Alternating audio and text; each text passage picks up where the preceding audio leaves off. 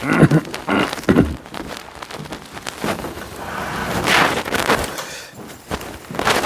오늘은 기도를 사도신경을 했는데 계속 오늘도 사도신경 하면 좋겠지만 이제 성모성 한번 해볼까요? 성모성 거기 보시면 주님의 기도와 아울러서 중요한 성모성 함께 해보도록 하겠습니다. 큰 소리로 같이 성호경 거시고 성부와 성자와 성령의 이름으로 아멘. 은총이 가득하신 마리아님 기뻐하소서. 주님께서 함께 계시니 여인 중에 복되시며 태중의 아들 예수님 또한 복되시나이다. 천주의 성모 마리아님 이제와 저희 죽을 때 저희 죄인을 위하여 빌어주소서. 아멘. 성부와 성자와 성령의 이름으로 아멘. 안녕하셨어요?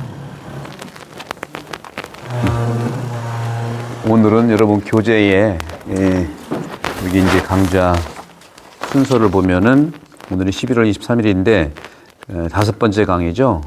성령에 대해서 이제 할 텐데 이 교재는 4강에 있어요. 4강.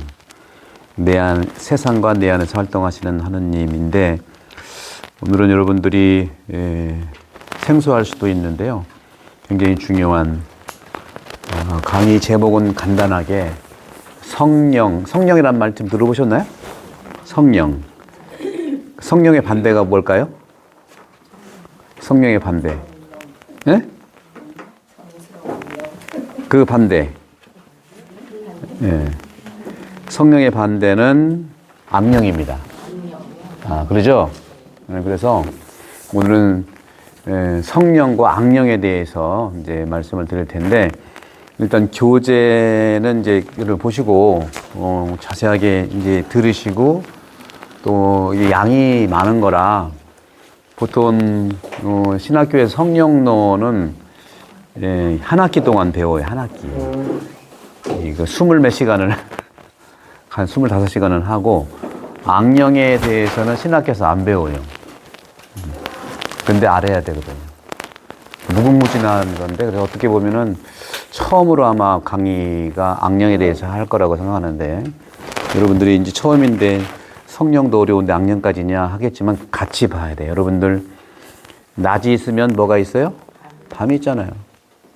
밤도 중요하고 낮도 중요한데 그래서 오늘은 좀 타이트하겠지만 여러분들이 계속 이 강의를 자꾸 들으시고 그 다음에 이 책을 읽어보시면 훨씬 더 잘 알을 수 있는데 먼저 우리 그리스도교 가톨릭의 성령론과 악령론에 대해서 이제 말씀을 드리겠는데 우선 이 성령에 대한 거는 사도신경에 성령을 믿으며 하는 내용이 나와요. 그죠? 그리고 성령으로 마리아 몸에서 잉태됐던 예수님도 성령으로 잉태되셨다는 고백을 하고 있고 그래서 우리 가톨릭 교회 교리서라고 하는 두꺼운 책이 있는데 거기에 일부 신앙 고백 안에 3장 하나님을 믿습니다 하는 3장의 3절에 성령을 믿습니다라는 대목이 나오는데 그게 뭐냐면 사도신경에 나와 있는 전능하신 천주 성부 주일마다 미사 고백하잖아요. 쭉 하면서 성령을 믿으며라는 내용이 나와. 그걸 이제 얘기하는 건데 우리 목표는 뭐냐면 성령님을 교리 속의 신비로운 분도 우리가 고백을 하지만 교리라고 하는 것은 추상적 이론이 아니라 우리 인간 삶 속에 살아계신 성령이라는 거예요. 그것을 느낄 수 있는 게 숨이에요, 여러분. 숨. 여러분 숨 쉬는 거 느끼세요? 느끼면은 곤란한데. 숨 쉬는 거 느끼는 분은 두 분 중에 하나예요. 아픈 분인가. 아픈 분은 느끼잖아요. 보통 건강한 사람은 숨 쉬는지 몰라요. 그죠? 내가 어떻게 숨 쉬는지 모르고 하죠. 그런 것처럼 성령은 내 안에 살아 움직인다는 겁니다. 그렇게 됐기 때문에 이 가톨릭 교회 교리서 그리고 제가 항상 말씀드리는 가톨릭 하면은 우리가 이제 중심적인 것이 토마스 아퀴나스의 신학 대전입니다. 그 신학 대전과 그 다음에 토마스 아퀴나스가 파리 대학교에서 숱하게 성경 강의를 많이 했는데 벌써 13세기니까 보통 700년 전이에요. 그만큼 그리스도교가 이렇게 성경의 탄탄한 기초 속에서 신앙을 살아가는 건데, 그러니까 인간적인 어려움, 교회의 부족함은 있지만 이 신앙이 왜곡되는 그리스도교가 카톨릭은 될 수가 없는 거예요. 사입이라든가 이단들은요, 그리고 개신교에서는 300년, 500년, 그렇죠. 300년 전에 성경만 가지고 나왔기 때문에 성경만 가지고 나와서 기본적인 그 1700년, 1600년, 1700년의 전통은 다 없애버린 거예요. 그러다 보니까 그냥 맨 땅에 헤딩하는 거 안타까워요. 그런 점에서 토마스 아퀴나스의 이 성경 주회를 토대로 하는 거기 때문에 여러분들이 이 강의는 굉장히 깊이 있는 강의지만 쉬운 한국말로 표현된다 하는 말씀을 드리고 싶고, 첫 번째 성령의 이름은 뭐냐면 가톨릭 교회 교리서나 성경에 보면 불이라든가, 성경에 보면 바람이라든가 비둘기라든가, 또 요한복음 나는 물이라든가, 또 여러분들 세례 받으면 이마에다가 인호를 이렇게 새겨드려요. 이런 것들이 상징입니다. 그리고 토마스 아퀴나스는 성령에 대해서 어떻게 정의했냐면, 토마스는 이렇게 했어요. 성령을 하느님의, 그러니까 하느님 사랑의 인격체다. 하느님은 사랑이시고 예수님도 사랑이잖아요. 근데 성령은 뭐냐? 사랑의 사랑인 거야. 하느님은 구약에서 드러난 사랑의 모습, 예수님은 신약에서 드러나는 모습인데, 성령은 안 보이면서 숨겨진 사랑을 하는 거예요. 여러분도 집에서 드러나지 않게 뒷바라지 해, 또 앞바라지도 해, 남편 모셔, 아들, 딸 잘 키워, 죽을 때까지 하잖아. 숨겨진 사랑이라는 게, 그래서 저는 어머니들이 성령의 사랑을 사신다 하고 얘기하고 싶어요. 그렇게. 그런 것처럼 성령은 아버지와 아들 사이에, 그러니까 어머니가 성령이야. 내가 집에서는 남편하고 아들 사이에 정말 사랑의 끈이다. 사랑의 결속인 거. 근데 힘들잖아요. 그죠? 힘든데 그 인내하고 무조건 참으라 소리가 아니라, 이제는 그 나의 삶의 그런 그 그리스도교의 가르침에서 성령론적인, 성령과 같은 모습을 살았구나 하는 거예요. 그러면 반대로 악령을 뭐겠어요? 같은 어머니인데 악처가 얘기할 수 있겠지. 이것저것 필요 없다. 아이고 나는 힘들다. 그냥 남편, 아들은 뭐 자녀고 새끼인데 남편은 삼시세끼를 먹는 새끼. 그런 점에서 사랑의 결속, 넥수스 아모리스라고 하는 이 라틴 말인데, 사랑의 결속 그 자체가 바로 성령인데, 저는 여러분들이, 특히 어머니, 보세요. 여기 남자들이 하나도 한 명도 없잖아.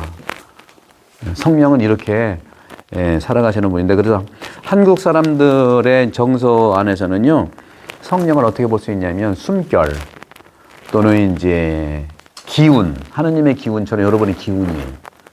기운.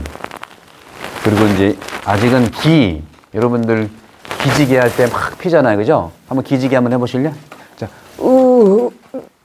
기지개 이렇게 해서 몸을 풀어주잖아. 그 기지개의 기가 성령과 같은 기운인 거예요. 기지개 하면 시원하잖아요. 그죠? 여러분들은 집에서 다 기지개 같은 삶을 사신 거야. 그렇게 이제 보시면 될 것 같고, 그래서 한국에서 기라고 하는 것은요, 생명력이고 움직이는 힘이잖아요. 또 바람을 의미하잖아요. 바람. 우리는 신바람이 좋잖아. 신바람. 근데 이 바람이 또 잘못돼 치맛바람 이렇게 되고, 이 바람이라는 게 참 좋게 쓰면은 성령적인 모습이지만 안 좋게 쓰면 악령적인 모습이다. 그렇게 이제 얘기할 수 있겠어요. 그렇게 돼서 하느님의 살아있는 숨결 루아흐, 하느님이 루아흐, 하느님의 숨으로, 이게 성령, 이게 이제 구약에서는 영이거든요. 하느님의 숨결이 구약에서 루아흐라는 숨이에요. 이것이 신약에 와서 푸네오마라고 하는 히란말로 되는데, 다 바람하고 연결했어. 한번 해볼래? 루아흐 하고 바람이 나오잖아. 와흐, 그죠? 신약에서는 히란말로 푸네오마예요. 푸네오마 해보세요. 시작. 푸네오마, 바람하고 관계가 있어. 바람. 여러분도 호흡을 잘해야 살아. 늘 말씀드리지만 여러분 밥 한 끼 안 먹는다고 안 죽어. 그죠? 그러면 숨 한 번 한 10분 안 쉬어봐. 죽어. 그런 거예요. 성령은 그만큼 생명을 움직이는 힘이다 하는 거죠. 자, 그러면 이제 그 성령의 이런 모습들을 이제 보면은 우리가 성부와 성자와 성령의 이름으로 하고 항상 성호경으로 기도했잖아요. 거기에 성령의 이름이라는 말이 나오잖아요. 그죠? 삼위일체. 성부와 성자와 성령 안에서 우리도 성령이라고 하는 고백을 하는 것처럼 이 삼위일체의 성령께서는 말씀드린 대로 세상 창조 때 하느님의 숨으로써 세상 창조의 주인공이었다. 하느님이 당신의 숨과 당신의 말씀으로 창조했거든요. 그래서 창조도 삼위일체로 창조하신 거예요. 하느님이 성부, 그 다음에 말씀은 신약의 그리스도와 연결되는 말씀이에요. 명시적으로 구약에서는 예수가 안 나오지만 말씀이라고 하는 하느님의 인격체가 드러나는 거고, 신격체가 드러나는 거고, 그 다음에 성령이라는 바람이 함께하는 거예요. 뭐든지 함께하는 거지 다 독단적으로는 할 수가 없어요. 우리 몸도 몸이 있지만 느낄 수 있는 영혼이 있고 느끼지도 못하지만 분명히 있는 영이 있는 거거든. 이 세 개가 자꾸 움직여서 내가 되는 거고 내가 활동하게 되는 거고 움직이고 사고하게 되고 느끼고 그러는 거죠. 그런 것처럼 이 창조도 그렇고 구원도 마찬가지예요. 구약에서 백성들을 구할 때 에집트에서 광야에서 또 많은 이스라엘 백성들이 서로 남북 싸우고 막 이럴 때 항상 하느님과 말씀과 성령이 함께 하시고 예수님이 세상에 사람이 되실 때 성탄절도 하느님이 성령으로 인해서 마리아 몸에서 사람이 됐잖아요. 삼위일체잖아요. 십자가상 돌아가실 때도 마찬가지예요. 아버지 영을 아버지께 맡기나이다. 내 영을 아버지께 맡기나이다 했잖아요. 그 분리가 되면 죽는 거거든요. 진짜 죽었다 소리예요. 그거에. 그리고 부활하시면서 영이 또 일으켜 주셨거든요. 그리고 사도들과 함께 공생활 부활의 증거로서 발현을 해서 많은 부활한 예수님을 다 만난 사람들이 교회를 선포한 거예요. 부활이 없었다면 성령이 없는 거예요. 그런 점에서 성령은 오직 그리스도의 영으로 온전히 드러나신다. 그래서 성령은 태초부터 활동하셨지만 구약시대 때는 숨겨진 은총으로 활동하셨고 아까 숨겨진 사랑이라고 했죠. 또 오순절 후에 공식적으로 매니페스투스라고 해서 발현된 드러난 은총으로 활동하셨어요. 구약은 숨겨진 은총으로, 신약은 드러난 은총으로 성령을 활동하셨고 토마스 아퀴나스는 그래서 예수님께서 영광스럽게 되지 않으셨기에 성령이 아직 오지 않았다 하고 얘기한 겁니다. 영광스럽게 되지 않을 때는 부활하지 않았기 때문에 십자가 그 요한복음 아직 때가 안 왔다고 얘기하잖아요. 그게 그런 의미예요. 그 우리 한국 사람들도 한국 사람들이 가지고 있는 정서가 한이죠. 한. 우리 한 많은 그 노래면 막 숨이 한 절로 나오면서 아이고 한 많은 이 세상에 뭐 한 500년인가? 한 500년이 뭐냐 한이 500년씩이 아니라 맺혔다. 그 귀신이 왜 자기 갈 곳을 못 가고 떠도는 이유가 뭐예요? 한이 맺혀서 아직 못 풀어서 그래. 뭐 그런 얘기는 굉장히 많아. 그 얘기하다 보니 시간 못 가니까 그런 한국 사람들의 그런 한. 그래서 억울하고 풀리지 않는 슬픔이 한인데 그걸 풀어주는 게 성령이라는 거예요, 여러분. 그래서 가톨릭 교회에서 692항에도 협조자라는 말이 나요. 파라클리투스라는 협조자가 나오는데 협조자가 바로 성령이다. 여러분도 가정에서 남편 협조해, 아들 협조해. 하도 이제 해도 못 알아들으니까 알아서 먹어. 죽을 때까지 밥하는 게 아니라 살 때까지 밥하고 있어. 그죠? 살 때까지 밥을 하고 있어요. 그래서 남자들도 이제 배워야 돼. 근데 여러분 자녀들은 좀 할 줄 알잖아. 그죠? 잘하잖아요. 잘한다고. 그래서 저는 시대의 차이라는 거. 그래서 남자들은요, 지금 한 60대, 70대, 진짜 젖은 낙엽이야. 남편이 젖은 낙엽으로 부인의 그 어디에 탁탁 붙어가지고, 그만해야지. 협조자인 성령이 억눌린 영혼의 한을 풀어주시고 위로하며 진리를 통해서 우리의 고통과 억울함과 한을 풀어주신다는 겁니다. 이렇게 성령의 지배, 성령의 다스림을 받아야 내면의 슬픔이 진정으로 승화될 수 있고 치유될 수 있다는 말씀을 드리고요.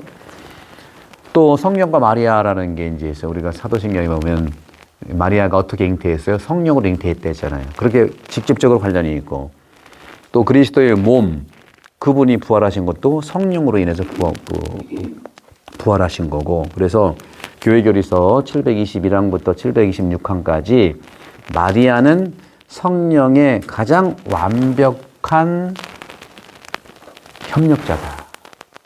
협력자. 그래서 마리아, 뭐가 그거냐? 예하는 거예요. 사도신경도 중요하고, 우리가 미사 끝난 거 점심 때 삼종기도 하잖아요. 주님의 종이 오니 그대로 제게 이루어 주소서. 예라고 하는 거. 마리아의 예. 이 마리아의 예가 인류 구원의 협력을 위한 성령의 활동이었다. 그래서 성령과 교회도 역시 성령은 우리가 공동체의 내 영혼이기도 하지만 우리 교회의 영혼이 성령이세요. 교회를 움직이는 원리라는 거죠. 근데 이런 성령에 대해서 잘 들어보지도 못하고, 저는 말씀드리면 우리 태안본당 61년 됐는데 대전하고 거리가 너무 멀어가지고 지금도 이 2시간인데 옛날에는 뭐 하루 종일 걸렸어요. 그러니까 교육을 받으러 대전에 갈 수도 없었고 교육하러 올 수도 없었어요. 그러니까 60년 동안 애쓴 거예요, 정말. 그러니까 이분들이 나빠서가 아니에요. 몰라서 그런 거예요. 그러니까 그냥 커뮤니티처럼 모인 거예요. 커뮤니티 뭐예요? 동네 그냥 마을, 그냥 원하는 사람 모여서 단체 활동하는 것처럼 된 거예요. 그래서 그래도 이제 신심이 좋고 태안 사람들은 나누는 건 너무 잘해요. 나누는 건 너무 잘해. 그래서 우리 성당 20년 전에 지금으로 보면 한 5, 60억 되는 이 성당을 지은 거예요. 20년 전에. 그 당시에 43억인가 들었다 그래요. 20년 전에. 그리고 구봉 신부님이 있으면서 다 진 다음에 10억 빚을 지고 이제 떠나서 그 다음 신부님이 또 10억 갚은 거야. 갚은 게 기름 유출 사고 났을 때 2007년 겨울이잖아요. 2008년 뭐 그때 다 갚은 거예요. 그러니까 거의 성전 준비에 8년 정도 하면서 40매덕을 다 갚은 거였죠. 그리고 태안도 서로 믿을 만한 사회였는데 기름칠 난 다음에 원국에서 와가지고 다 닦아줬잖아요. 그죠? 근데 기름만 닦은 게 아니라 돈도 줬어. 그래서 그게 장점도 되지만 그게 우리 걸림돌인 거예요. 왜? 그때는 막 주니까, 달라고 한 것도 아니니까 막 주니까 먹튀가 많아, 먹튀. 먹튀 알죠, 뭔지? 먹고 튀는 거야. 그러니까 서로 안 믿는 거야. 우리나라가 참 좋은 나라인데 언제부터 정말 불신의 나라 떨어졌냐면 국가 전체는 IMF 때 완전히 떨어졌고요. 우리 태안은 2007, 8년도 기름 유출 때 떨어진 거고요. 우리 잘못이 아니라 돈은 그래서 만문이에요. 하느님이냐 돈이냐 결정해야 돼. 우리 죽을 때 돈 가져가요? 안 가져간단 말이에요. 그러니까 돈을 잘 써야 되는 거예요. 그런 걸로 배워야 되는데, 그래서 그게 이제 교회의 역할이 돼야 되는데, 그런 점에서 여러분들은 지금까지 제가 23년부터 해서 1년에 교리를 한두 번씩은 계속해야 벌써 한 6, 7번 할 겁니다. 이렇게 6개월 동안 들은 분들은 열심히 잘 나오고, 근데 안타까운 것도 안 나오는 분도 있어.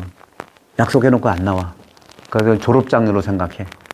예, 그래서 그런 점들은 여러분들은 좀 이해를 좀 해주시고 잘 좀 나오시면 좋겠다는 말씀 을 드리면서, 그런 점에서 우리 한국 사람들도 우리라는 공동체의 의식이 이제 굉장히 강한데, 성령도 바로 교회를 통해서 개인의 구원, 나의 구원과 공동체의 구원, 성화를 같이 이루어 주시는 거예요. 근데 우리는 너무 우리라는 말이 많다 보니까 개인에 대해서 함부로 하는 경향이 있어요. 철저하게 개인을 존중하시고 여러분을 정말 성령 안에서 행복하기를 바랍니다. 다음에 이제 성령과 우리 이제 그러면 그리스도의 삶은 어떤 관계를 가지고 있느냐 하는 건데, 성령과 그리스도의 삶의 관계는 성령의 7가지 은사가 있거든요. 그리고 이것은 우리 신자들의 도덕 생활을 완벽하게 하는 성령의 어떤 시작 안에서 살아가는 건데, 토마스 아퀴나스는 이 성령의 은사가 우리의 일상생활 덕이라는 게 있잖아요. 덕. 이 덕을 완성시키는 힘이다 하고 얘기했어요. 그럼 덕이 뭐냐? 비르투스라고는, 덕은 선을 행하는 인간의 힘이에요. 선을 행하는 인간의 힘. 우리의 노력을 통해서 나와 세상을 바르게 되는데, 이 덕을 완성하게 하는 것이 바로 뭐냐면 성령인데, 바로 그건 은총 또는 은사라고 하는 거예요. 은사. 그러니까 덕을 완성시키는 것은 성령이고 은사예요. 그 은사라는 건 뭐냐면 선물이라는 뜻이에요. 선물. 선물은 여러분들 조건이 없잖아요. 근데 우리는 선물 받으면 꼭 줘야 될 부담감이 있는데, 외국에서는 그래요. 외국이 좋다는 건 아니에요. 외국은요, 선물을 줘도 아주 부담 없는 거 줘. 우리는 막 왕창 주면 왕창 받겠다 이 소리거든. 이게 참 어려움이 있어요. 그래서 아예 선물은 안 받으려고 줘야 되는 거야. 근데 우리는 체면치레가 있기 때문에 본래 두레라든가 뭐 향약 이런 건 좋은 거였거든요. 우리가 상 나면은 부조하잖아요. 그죠? 어디 100이라면 뭐 주잖아요. 다 명단 누가 안 냈나 하고 보는 거예요. 너무 좋은 정신인데 너무 돈 중심이 된 거예요. 그러니까 이게 좋은 건데 이게 참 사람과 인간관계를 무겁게 만든단 말이죠. 그래서 이 은사는 선물인데 하나님의 뜻에 따라서 초자연적, 초월적인 선을 행하도록 성령이 이끌어. 초월적이 뭐냐면 안 받고 준다는 이런 초월적인 힘이를 얘기하는 거예요. 그래서 7가지 은사가 있는데요. 뭐냐면 그 7가지 은사는 슬기, 한번 해볼까? 슬기. 그 다음에 통찰, 의견, 용기, 지식, 공경, 경외. 이걸 하나씩 잠깐 보면은 슬기는 하느님, 그러니까 최종 목적이 하느님이거든요. 하느님을 바르게 아는 게 슬기예요. 슬기롭다는 건 하나님을 바르게 아는 거예요. 이렇게 교리를 통해서 하느님을 바르게 알고 나도 알고 그러는 것이고, 통찰이라고 하는 것은 신앙 진리가 있잖아요. 그리고 사도신경도 이런 신앙 진리. 이 신앙 진리를 깨닫는 걸 얘기해요. 통찰은 깨닫는 건데 어떻게 깨닫냐? 깊게 깨달아야 돼. 깊게 깨달은 건 본 모습을 알아야 돼. 우리는 겉모습만 봐서는 안 되거든요. 일단 세 번째, 공경이라는 게 있는데, 이 공경은 보통 이제 그 신심이라고도 하는데, 공경. 성모 신심 그러잖아요. 신심이 사로 공경을 뜻하는 거예요. 공경인데 이것은 뭐냐면, 하느님을 아버지로 모시는 사랑하는 마음이. 아버지로 모시는 사랑하는 마음. 공경. 일반 여러분 공경하시잖아요. 남편들은 부인을 공경하잖아. 안 그런가요? 그래서 농담으로 경처가라고 그래, 경처가. 공처가가 있고 경처가가 있어. 공처가는 뭐예요? 아시죠? 경처가는 부인 보고 놀래. 경기를 이렇게. 여러분 남편들은 경처가예요? 공처가예요? 개처가? 애처가? 아, 애처가. 내가 잘못했다. 다음에 이제 경외라고 아까 이제 경외. 경외라고 하는 것은 하느님의 위엄 앞에서 경외니까 악 같은 걸 피하는 거예요. 나쁜 걸 피하는 거예요. 하느님을 우리가 믿고 사랑한다고 하면서 막 악에 빠질 수는 없잖아요. 그 다음에 용기, 아까 용기 말씀드렸죠? 용기라고 하는 것은 믿음을 위해서 견디는 힘인데 어떤 걸 견뎌요? 고난을 견디는 거지. 고통을 견디는 거죠. 이렇게 여러 가지 중에 이 정도만 드리고 성령의 열매에 대한 걸 좀 더 말씀을 드리면 이 성령의 열매는 아까 말씀드린 것처럼 이 덕을 완성시킨다고 그랬잖아요.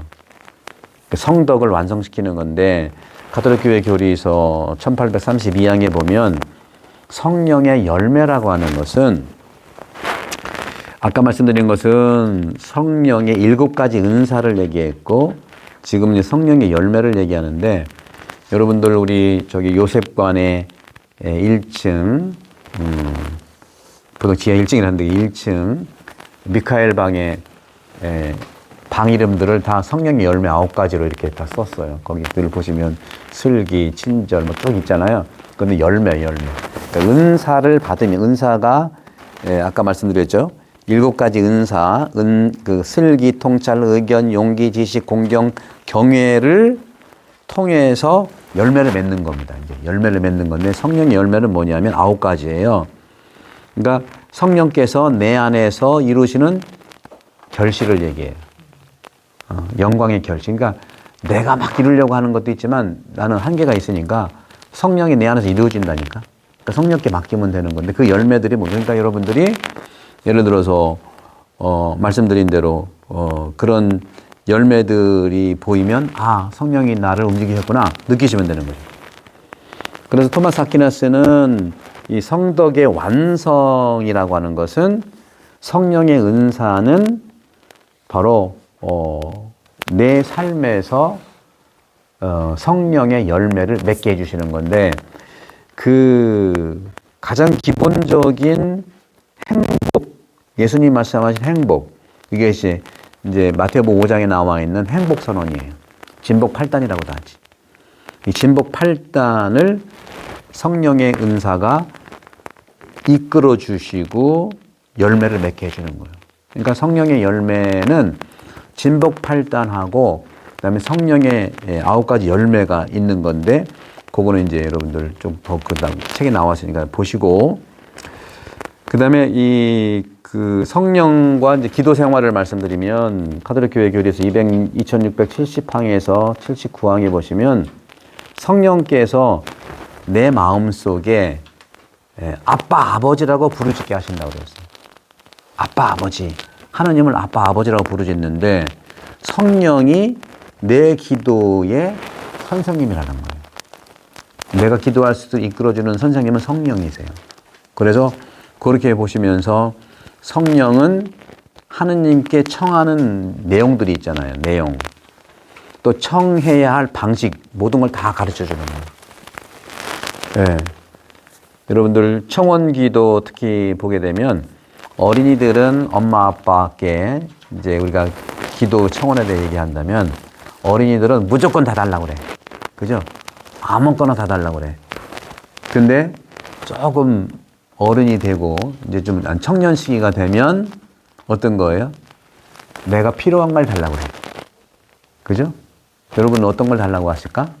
하느님한테 청원 기도 성령을 통해서 한다면 무조건 다 달라고 하실까요?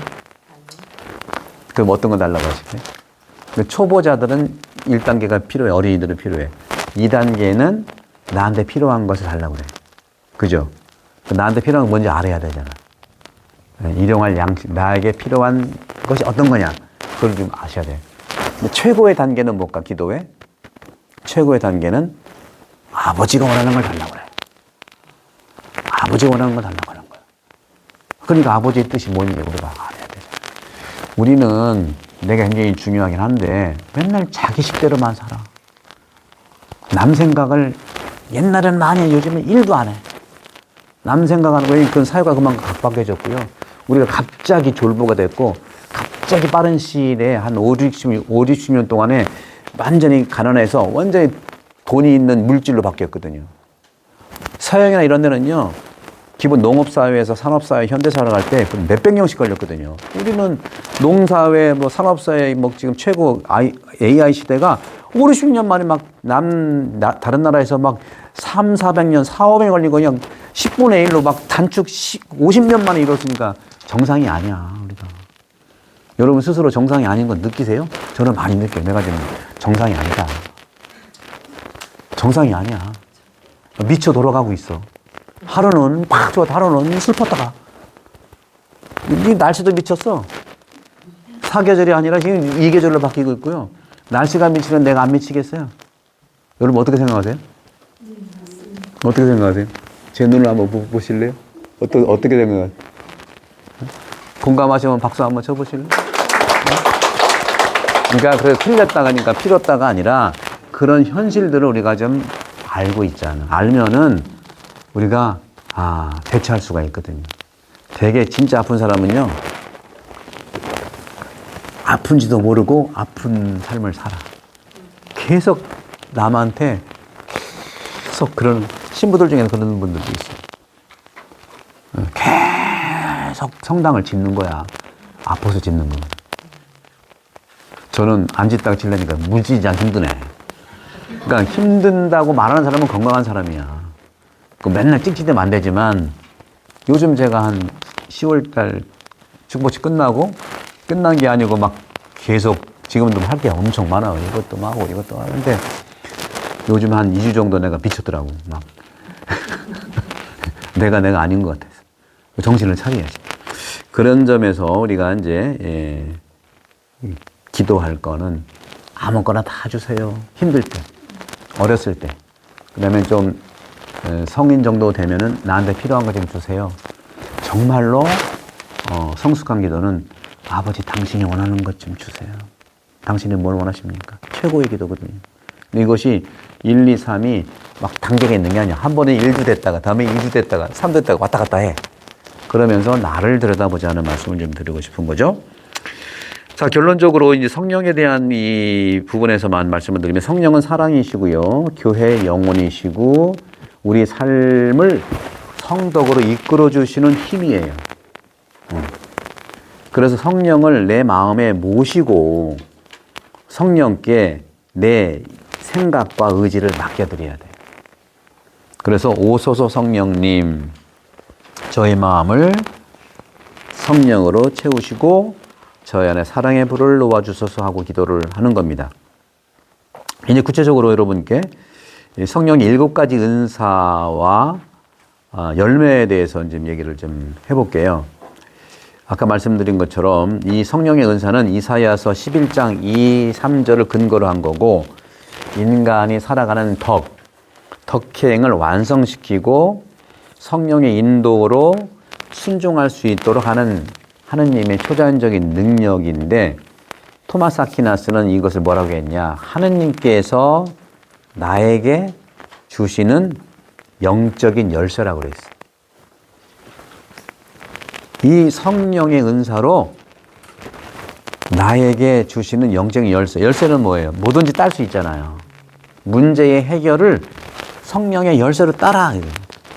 자, 그러면 먼저 아까도 잠깐 말씀드렸던 슬기라고 하는 것은 아까 말씀드렸으니까 이제 그 정도. 그러니까 슬기, 통찰, 의견, 용기, 지식, 공경, 경외. 이런 부분들을 이제 시간 없으니까 말씀을 드렸고 성령의 12가지 열매가 있거든요. 성령의 12가지 열매는 이 성령의 은사가 내 안에 자리 잡아 외부로 나타나는 아름다운 결과예요. 성모님은 엄청 아름다우시거든요. 뭐가 아름다울까? 내면이 아름다운 분이거든요. 내면이 아름다우면 겉은 당연히 나오게 돼 있어. 겉을 아무리 뜯어 고쳐봐. 나중에는 본 모습이 드러나. 내면의 아름다움. 그래서 이 갈라디아서 5장 22절에서 23절에 9가지, 성령의 9가지 열매가 이제 나타나긴 해요. 9가지 열매인데, 그러나 카톨릭 교회는 전통적으로 12가지를 가리켜요. 우리 성당에 이제 미카엘 방에는 9개, 방이 9개나 9개였는데, 카톨릭 전통은 12가지인데, 요것이 성덕을 완성시키는 기쁨의 상태를 보여주는데, 이걸 한 번씩 간단하게 이제 볼게요. 첫 번째는 이제 까리타스는 사랑이에요.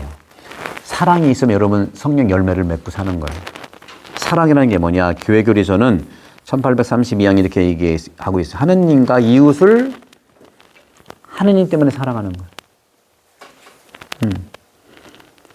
이해할 수 없는 사랑까지도 용서하고 품어주는 마음을 얘기하는데 참 쉽지 않지만 그렇게 우리가 노력을 해야 되겠다. 그래서 카리타스예요. 그러니까 하느님의 사랑을 내 안에서 느끼는 거죠.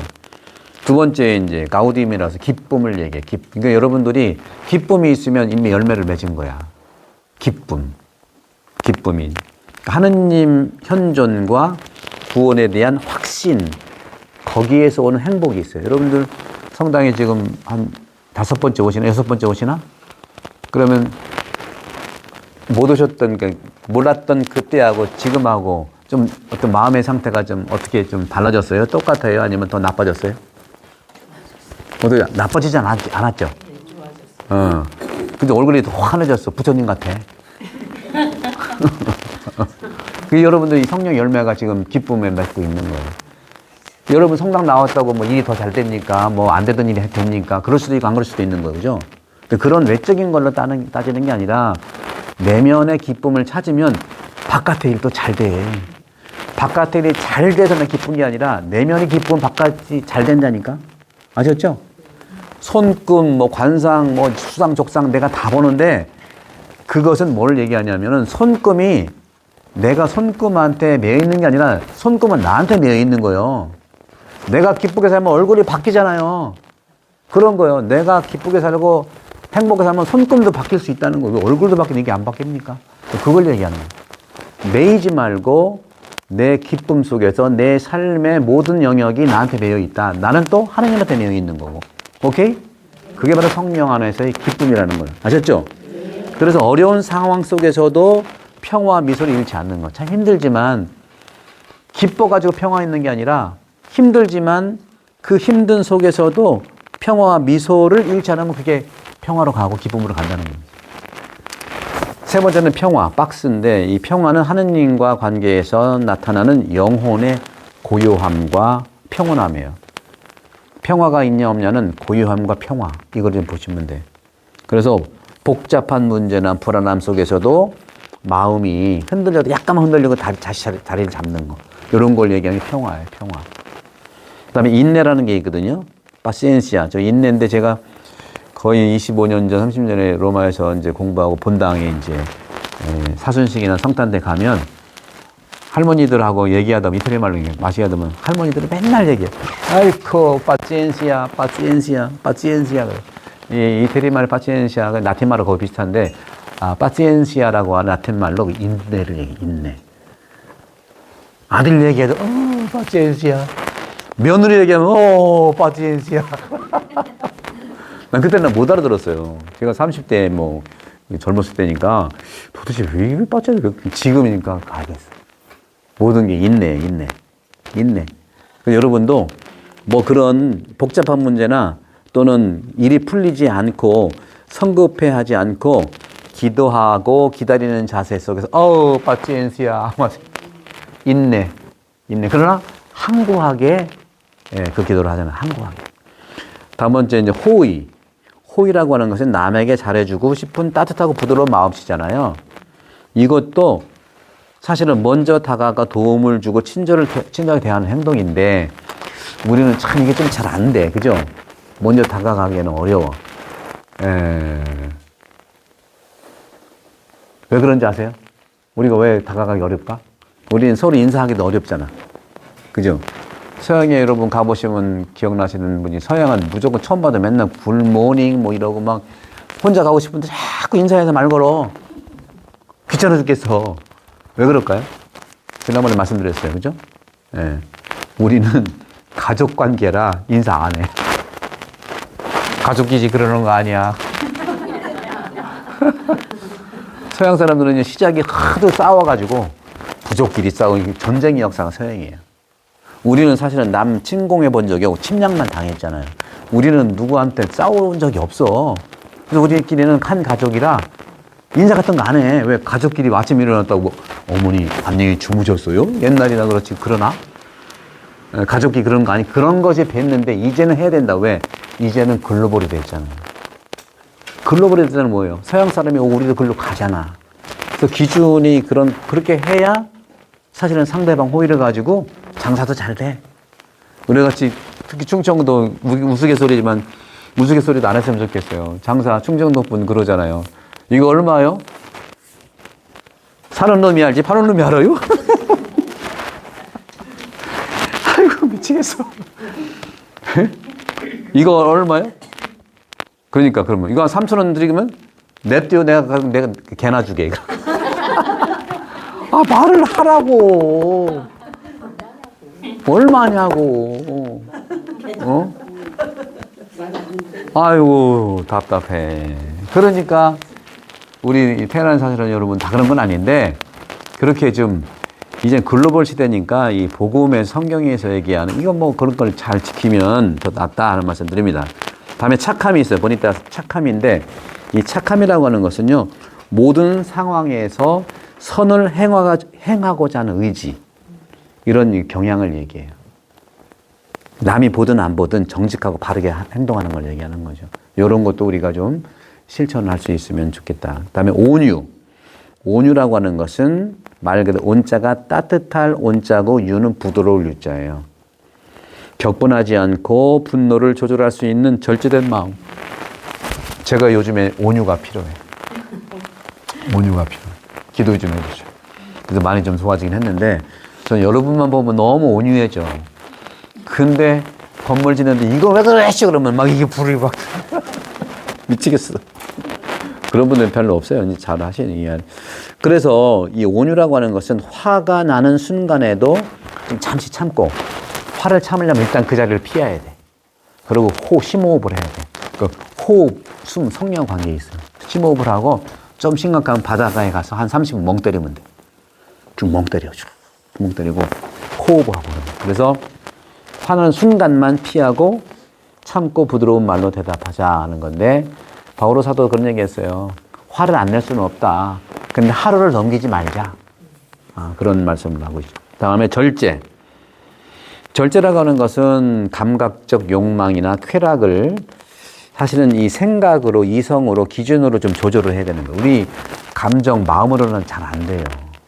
여러분들 저도 이제 고해성사 할 때 아이고 다음부터는 절대 안 하겠습니다. 그래서 그 뜻은 알겠는데 예, 우리 의지로는 참 이게 부족합니다. 그래서 막 하나님께 의탁하시고 기준을 세워서 정신을 가지고 바짝 차리세요. 아셨죠?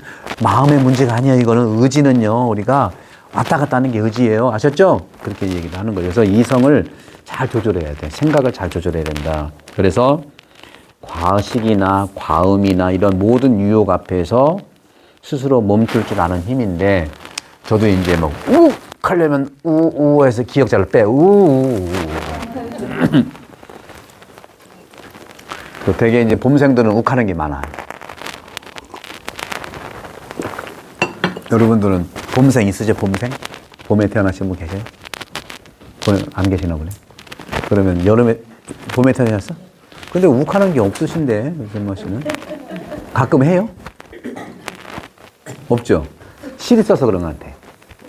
시를 쓰면은 이렇게 침잠해주게. 그게 치유의 방법이에요. 3월생들이나 4월 봄생들은요, 욱을 해야 정상이거든, 사실은.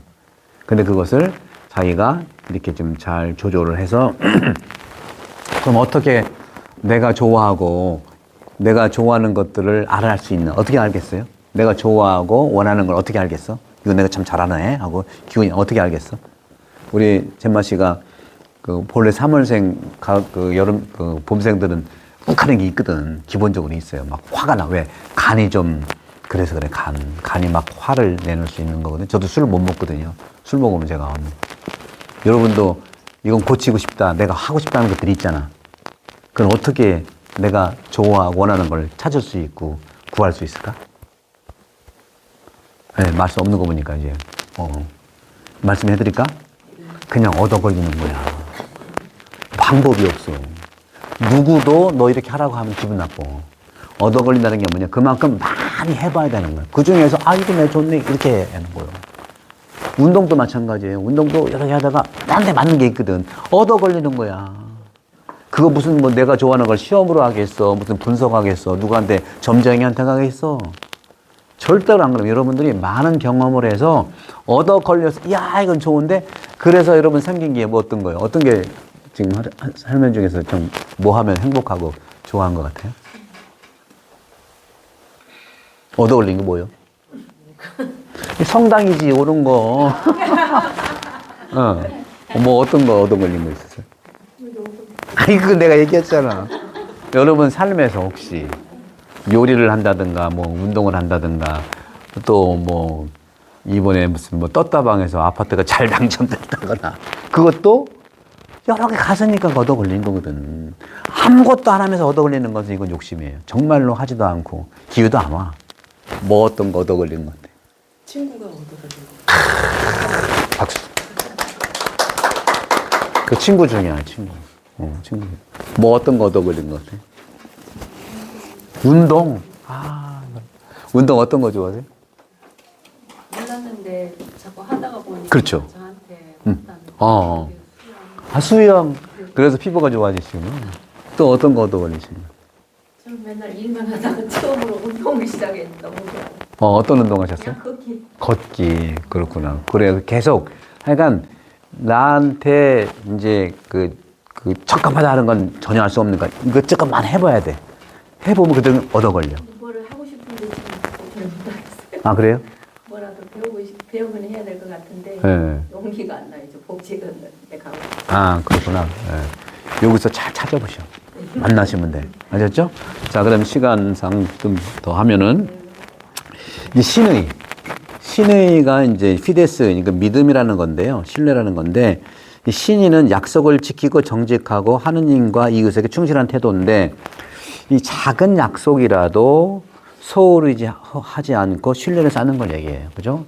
우리 작은 거라도 지키는 거. 신뢰, 신의이고, 겸손은 모데스티아라고 하는 건데, 자신을 과시하지 않고 진실되게 평가하고 또 다른 이들을 존중하는 태도라는 거죠.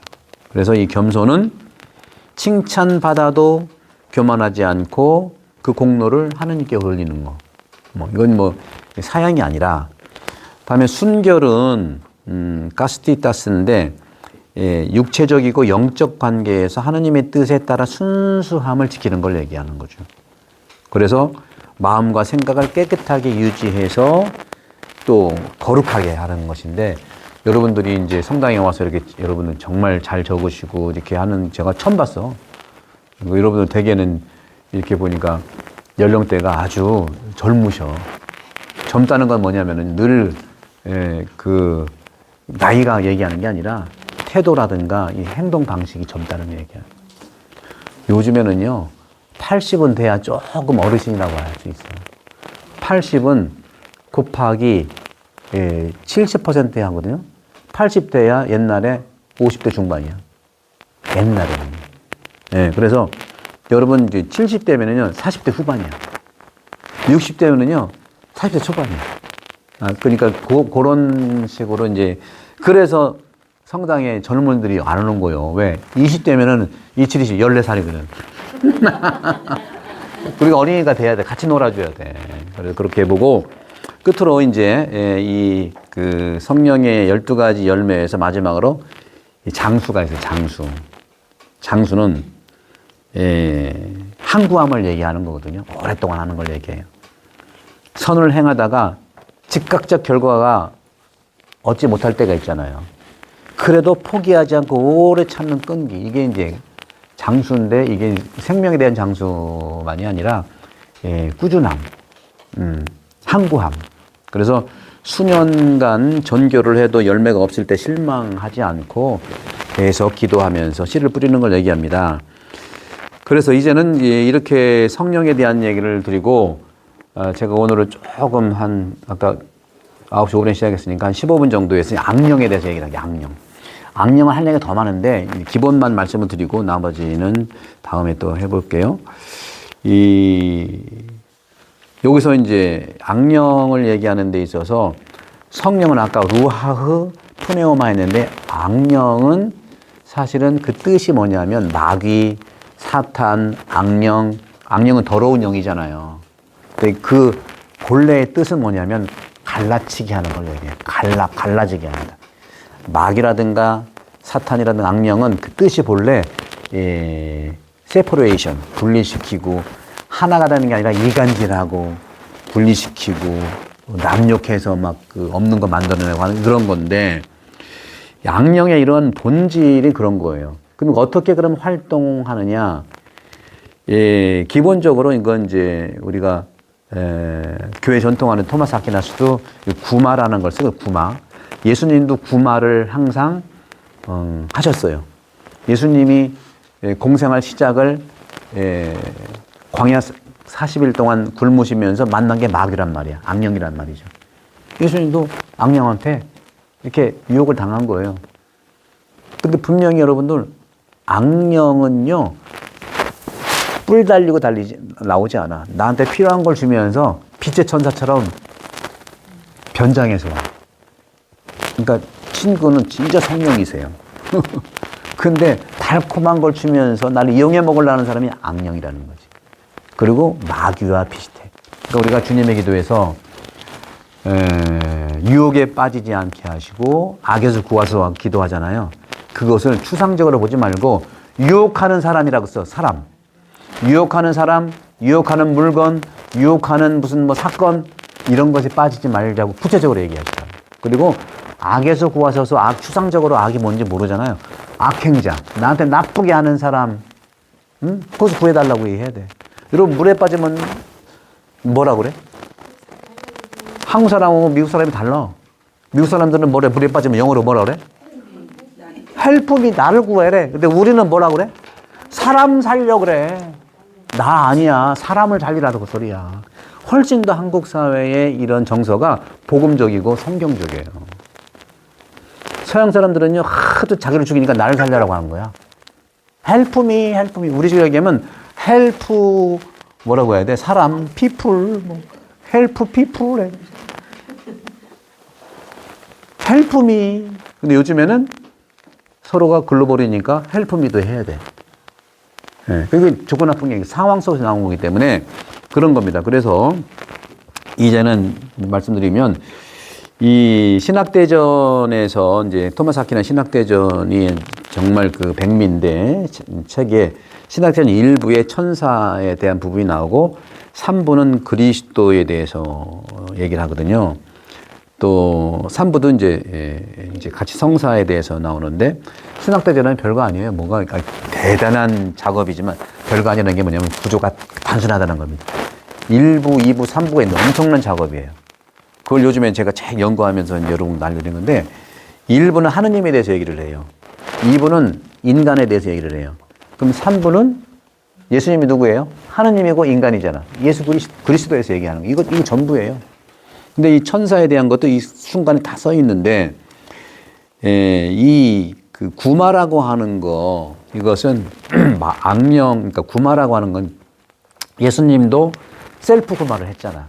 유혹에 안 빠지고 상대하지 않고. 그래서 기본적으로 하나만 말씀드리면 마귀라는 것이 분명하면 나를 그러니까 무진장 힘들게 해야 돼. 그래서 어떤 분은 그러더라고. 그 전화번호에 이제 쭉 있으면 전화가 오면은 남편 이름인데 왼수 써 있어.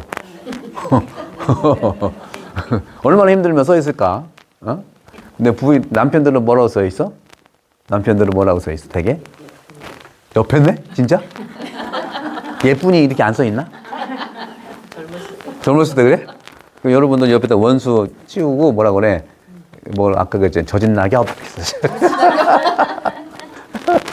그러니까 그래서 예수님도 셀프 구마인데 이렇게 나를 정말 나쁘게 유혹하는 사람, 나에게 나쁜 짓을 하는 악행자가 있으면은 일단 대화하지 마세요. 영원히가 아니야. 일단 하지 말라는. 코로나 왔을 때 일단 안 만났잖아요. 지금 마스크 썼잖아요. 똑같아. 바이러스 같은 나한테 해를 끼치는데 아유 왜 어서 오세요. 내가 걸려야 되나? 저도 그래서 우리 분당에 2,500명 신자인데 2,450명은 다 좋아. 근데 50명이 바이러스가 좀 나쁜 것 같아. 근데 50명이 누군지 몰라. 그러다 보니까 내가 막 오염이 되는 거야. 농담 반, 진담 반입니다. 그래서 여러분들도 스스로 셀프 방어를 해라. 예수님도 셀프 방어를 했어요. 끝까지가 아니에요. 내가 회복되면 또 만나고 그분을 위해서 내가 기도도 해줘야 되니까.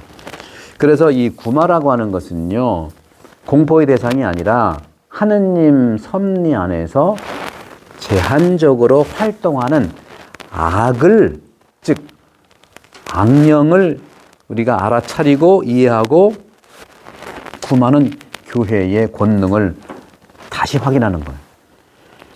그래서 우리 가톨릭 교회 교리서에 이제 392항부터 95항 보면은 악령이라는 건 뭐냐? 악령의 본질은 타락한 천사를 얘기해요. 하느님은 낙마를 만들지 않았어요. 나쁜 걸 만들지 않았고 죄인도 만들지 않았어요. 그런데 이 천사가 타락을 해가지고 악마가 된 거예요. 그러니까 하느님이 창조한 존재이지만 스스로 악을 선택한 타락한 천사가 악령인 겁니다. 토마스 아퀴나스도 그렇게 얘기했어요. 수마 테올로지카 1부 질문 63 대답 1, 2항에서 천사는 본질적으로 선하게 창조되었는데 악은 존재론적 본질보다는 의지의 결함, 다시 말하면 하느님을 떠난 선택의 결과다. 그런 거 있잖아요. 옛날에 어떤 화가가 예수님을 그리고 싶은데 모델을 발견하려고 막 했는데 발견했어. 예수님 모델이 됐어. 그 다음에 이제 유다스를 그리고 싶은 거야. 예수님 배반을 유다스 그리고 싶은 거야. 또 그 지난 다음에 한 5, 6년 동안 막 찾았는데 못 찾아. 10년 만에 찾았어. 아, 저번에 유다스 모양이 되겠다. 양의 구에서 그렸어. 그랬더니 그 유다스가 뭐라는 줄 아세요? 내가 10년 전에 예수의 모델이었다. 이런 거예요. 이런 거. 그러니까 이게 우리가 스스로 인간을 뭐 나쁘게 보려고 하는 게 아니라 우리의 결핍 때문에 그런 부분들이 있으니까 그것을 선택을 잘하자. 항상 인생은요, 선택이에요. 여러분들이 친구 따라서 선택한 것이 잘한 거예요. 친구가 아무리 해도 선택 안 하면 못 오는 거예요. 그러니까 친구의 고난과 나의 선택. 선택은 결정인 거죠. 선택과 결정이 여러분 인생에 굉장히 중요한 거예요. 여러분들 그래서 어떤 가지 아직 결정 안 했다고 그랬잖아요. 형광 다니면서 해버려. 이게 안 된다 싶어도 안 되면 그만두든지 그 다음에 또 이것도 해보고 또 그만두든지 해서 여러 개를 만나야 내 걸 찾지. 누가 떨어지면 뭐 이게 감이 저절로 떨어진대요. 그거는 욕심이야. 하지도 않고 저절로 바란다는 것은 될 수가 없는 거죠. 알았죠? 그러니까 하나라도 자꾸 이렇게 누드려 보면 된다는 거죠. 그래서 악령의 이러한 부분에서 활동을 보면은 토마스 아퀴나스는 수마 테올로지카 1부에서 질문 114항에서 대답 4항을 보면 악령의 활동은 하느님 허용, 즉 하느님의 허용적 섭리, 이거는 페르미시베 프로비덴스라고 얘기를 하는데 하느님 섭리 아래에 있다는 거죠. 악령은 하느님께서 허용하신 한도 내에서만 활동할 수 있어요. 그러니까 악령은 악령인 거예요. 하느님께 기도하면 악령도 힘을 못 써. 그런 거죠. 그래서 악령은 중요한 인간이 하느님이 우리 자유의지를 줬잖아요. 자유의지를 강제할 수가 없어요. 하느님도 강제하지 않아요. 진정한 사랑은 딱 이런 말에 맞는 거예요. 자식 이기는 자식 이기는 부모 없다. 이게 똑같아요. 이게 자유의지를 준 거거든. 아무리 사랑이 자식 이기는 그런 부모의 제한이 안 된다는, 사랑은 그런 거라는 거죠. 그래서 하느님이 바로 악령은 하느님이 주신 인간의 자유의지를 강제할 수가 없어요. 악령이 할 수 있는 것은 오직 외부적으로 유혹하고 감각적으로 영향을 주고 상상력을 통해서 현혹시키는 것 뿐이지 나를 강제할 수 없는 거예요. 하느님이 나한테도 자유의지를 주어서 선택할 수 있도록 줬는데 악령이 뭐라고? 우리 끌려다니는, 그러니까 가스라이팅 당하지 말라는 거예요. 가스라이팅 당하지 말라는 겁니다. 그것은 내 의지에 달려있다. 두 번째는 악령의 이런 영향들을 보면은 일반적인 것은 유혹입니다. 유혹. 인간의 의지를 직접 침해하지 않고 바깥에서 죄로 이끌거나 유도하는 행위. 그러니까 환경이 중요해요. 맹모 삼천지기랑 똑같아. 환경. 여러분 성당 오셨으니까 이 환경 속에서 여러분들의 이러한 삶을 이제 사시면 되는 거고, 그래서 악령이 이기는 조건이 있긴 있거든요. 악령이 어떨 때 이기느냐. 유혹 자체가 죄가 아니라 아담이 하와가 자기 의지로, 자유의지로 동의한 것처럼. 내가 동의 안 하면 유혹이 될 수가 없어. 내가 동의한테 달리는. 그래서 죄 자체가 우리를 힘들게 하는 게 내 동의로, 내 환경의 동의로 죄가 된다는 말씀을 좀 드리고 싶고, 특별한 활동은 또 현혹하고 빙의하고 고통을 주는 것들이 있어요. 악령은 신체 물리적 변화를 일으킬 수 있어요. 예를 들어서 병도 생길 수 있고, 상처도 생길 수 있고, 이상한 소리도 낼 수 있고, 그런 거잖아요. 막 뭐가 보이기도 하고 그래요.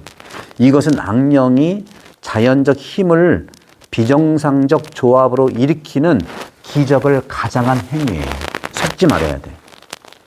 그래서 현혹이라든가 빙의 이런 모든 것들은 괴롭히는 거거든요. 그래서 성경에서 마르코 5장 1절에서 20절에 보면 악령은 인간의 이성과 의지가 아닌 신체적 기능을 장악해서 자신을 드러내요. 약점 아주 나쁜 놈이죠. 약점을 막 이용해버리는 거예요. 근데 예수님은 이것을 즉시 내쫓는 통제권을 주신 거예요. 제자들한테 준 거예요. 제자들 했잖아요. 다가와서. 주님, 저희들은 마귀를 쫓아내려고 당신의 이름으로 쫓아내려고 싶은데 안 쫓아내줘요. 어떻게 하면 좋아요? 뭐라 했어요? 기도하지 않아서 그렇다. 기술로 보면 안 된다는 거예요. 그러니까 아까 그것도 찾는 것도 기도거든. 안 찾아져 놓고 안 된다고 하면 안 된다는 거죠. 그래서 그런 점들을 좀 보면서 그런 점에서 이제 구마라고 하는 것은 근원은 사실은요, 구마 사제가 누군지도 얘기하면 안 되는 거예요. 그러니까 어느 신부님이 자기가 구마 사제, 그거는 가짜입니다. 교구장하고 그 사제만 알고 있지 발설해서는 안 돼요. 아주 극히. 그래서 구마 권능의 근원은 예수 그리스도예요. 그래서 예수 그리스도의 구마 권능은 본질적 권능이고 또 하느님의 명령으로만 악령을 내쫓을 수 있는 겁니다. 성경도 그런 얘기를 많이 하고 있어요. 마태복음 10장 1절에 사도들에게 악령을 쫓는 권한을 줬는데 교회의 구마 권능은 그리스도 왕 권능을 대리하는 거고 대행하는 거예요. 그 두 가지 형태가 있어요. 구마의 형태 두 가지. 성사적인 구마가 있고 공식적인 구마가 있는데, 이거 다 토마스 아퀴나스가 이제 정리한 건데, 세례 때 행해지는 구마는 여러분들 세례 받을 때 제가 그런 구마를 다 해드립니다. 유아 세례할 때도 구마를 다 해드려요. 구마라는 것은 막 거품 불고 그러는 게 아니에요. 요즘의 구마는요, 나쁜 생각에서 많이 오지, 겉으로 드러나는 건요, 심리적, 의학적인 것을 전제한 다음에 해야 되는 거예요. 그래서 의학적이고 심리적인 것을 통해서 안 될 때는 영적인 차원의 그걸 보아야 되는 건데, 요즘에 많은 구마는 뭐냐면, 예수님도 그 복음서에 보면은 첫 번째로 해준 게 다 구마예요. 구마. 그리고 예수님도 첫 번째로 유혹한 게 마귀의 유혹이잖아요. 그건 뭐냐? 정신적이고 심리적이고 영적인 거예요. 그래서 그런 점들을 우리도 봐야 되고, 공적인 우리 교회의 공적인 위임을 받은 사제가 악령의 빙의, 포세시오라고 하거든요. 빙이 된 거. 이제 그 포착된 상태. 그걸 해결하기 위해서 행하는 예식인데, 이것에 말씀드린 대로 신학적인 거, 심리적인 거, 의학적인 거, 이런 판단을 거쳐 신중하게 해야 돼요. 대부분은 마음의 병, 정신의 병, 트라우마의, 그러니까 몸에서 받은 결핍, 또 마음에서, 감정에서, 영혼에서, 영에서의 결핍으로 인한 그러한 측면들이 많다는 말씀을 드리고 싶어요. 그래서 그런 점에서는 이제 쭉 말씀을 드리고, 그건 이제 구마는 단순한 주문 기도가 아니고요. 기도, 믿음, 사제의 거룩함이 결합된 하느님의 움직임인 거예요. 성령의 움직임이라는 것이죠. 그래서 마태복음 17장 21절에 보게 되면 기도와 단식으로만 쫓아낼 수 있는 악령이라고 주님은 말씀하시죠. 그런 점에서 우리가 구마 행위자의 신앙 준비와 금욕적 삶이 중요하다는 말씀을 드리고 싶어요.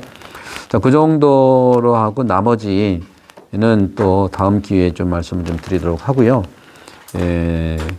기도와 단식 이런 부분에서 우리가 좀 더 자유의지를 강화해야 되고, 은총의 획득, 아까 말씀드린 성사적 기도, 성령의 12가지 열매를 맺는 거, 은사, 또 욕망을 좀 통제하는 필요, 그게 단식이라는 게, 단식은 절제인데 단식은 밥 안 먹는 것만 얘기하는 게 아니에요.